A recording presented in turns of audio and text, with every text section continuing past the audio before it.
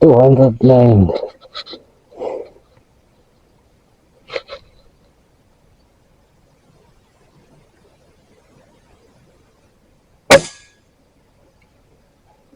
Grabe.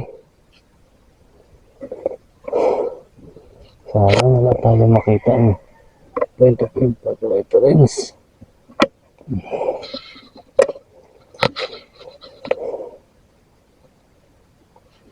Punta na lang natin siguro ito.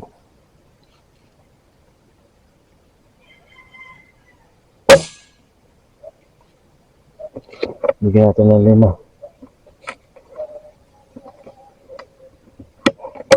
Punta natin mamaya.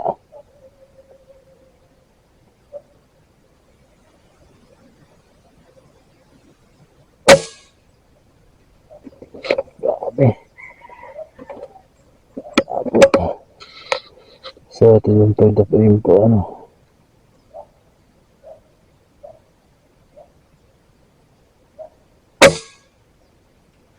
Grabe. Abot. 5 shots. 209 yards. Yung hindi abot ng camera ng ano, Torres.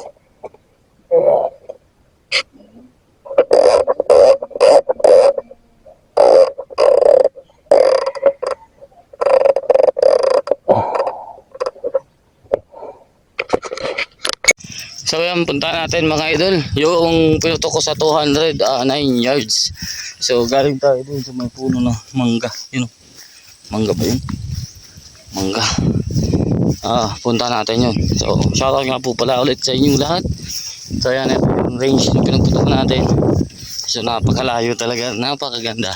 Actually dito sa kabila, bagong traktor yan. So kanina habang nagpuputok ako dito, nandyan yung traktor. So dito din makikita natin yung mga plastic kung nasan yun sa mga distance. Yun o, mga tobats. May tao pa dun sa baba. May bata dun. Walang bababa dyan. Parang may mga kinukuha. So ayan, hanggang dito wala pa tayo nakikita ang bukol ng nyog. Dito sila mga idol. Yan. So yung plastic na binibira natin sa 150 katapat lang. Tapos okay. Etong 100, etong sa gitna na yan, 147 yan.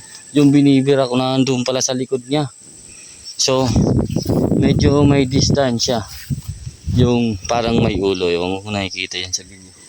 Yung parang may ulo. Tapos eto naman, yung nasa harap na plastic na itim. Yun ang binibira natin.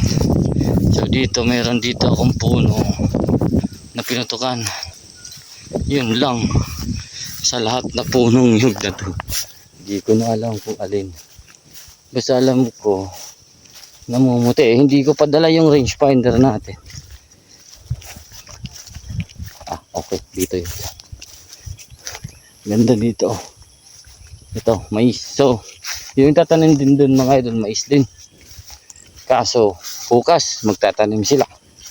So ngayon nagtraktor. Hindi bukas maglilinya. So gagawa na lang ng linya yung taniman. So matagal-tagal pa yan. Di tayo magkaka-oras dyan mga idol. So ito. Dito tayo. Ayan. So ito yung target natin. Yan, pangalawang punong yan. Lalim na. Sana walang ahas dito. Mahirap na meron dito. Tignan natin kung pumasok tayo. Kasi ito yung point of aim ko. May pumasok ako dito pero alam ko 5 itong sound. Yan Saan kaya ito? Ayan. Ayan mga idol 5 putok ito 1, 2, 3, 4. Saan pa? Hanapin natin. 5 yan 5 o 4. Lapit ko lang.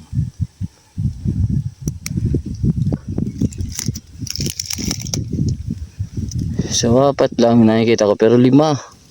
Pag replay natin yung tunog. So, anyways, ayan o. 1, 2, 3, 4. 4 lang. Siguro 4 lang na putok ito. Kasi lahat naman na narinig ko, ang tawag dito? May sound. So, hindi ko alam kung yung unang putok ko, iba yung target ko. Iba yung point of aim ko. Kaya iba siguro yung tinamaan. Pero nung ginawa ko ito, mga idol, dun sa second MRAD, linagay ko siya sa second, nag-hold ako ng ganito. So, ito na yung groupings natin. So, yan. Hindi na, sangdangkal. Wala pa. 200. So, hindi ko alam kung masusukat nyo ito, mga idol. Yan o. Oh. Yan. Tapos ito, hindi ko alam kung paano to nakapunta dito. Pero anyways, nandiyan pa rin yan. Yung isa lang yung hinahanap ko. Wala. Kasi, pulido naman eh. So, baka pumutok ako sa taas. O, 4 lang talaga yung putok ko. Kasi walang daplis eh. Pero sa 200 mga idol, oh, baog pa. No? Di mo pa masilip ka sana. Di pa masilip po. Yung slag. Ayan. So ayun, long way off mga idol. 209 yards dun sa may mangga. Hanggang dito.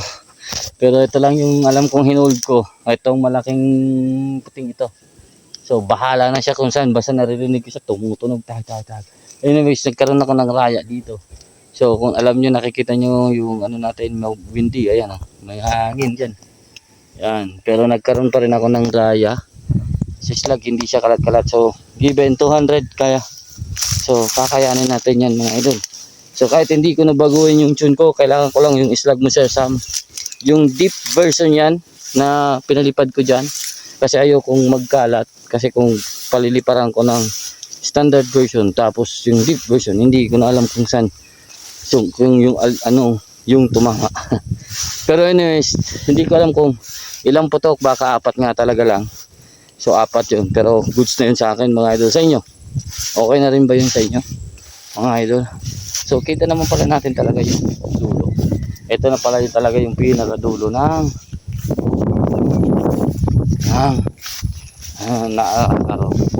so 156. Sa unang posisyon natin 158 ito kasi doon hindi pa mainit. Uminit na, lumapit na. Tingnan natin. Kasi may mga tanim na ito. Yan ang tad siya. Tad yung sa gitna na yan. Yan ang paliparan ko eh. Kaso yung isa, yung may ulo, yun. Yun lang yung plastic doon sa side ng target natin na 147. Yun lang.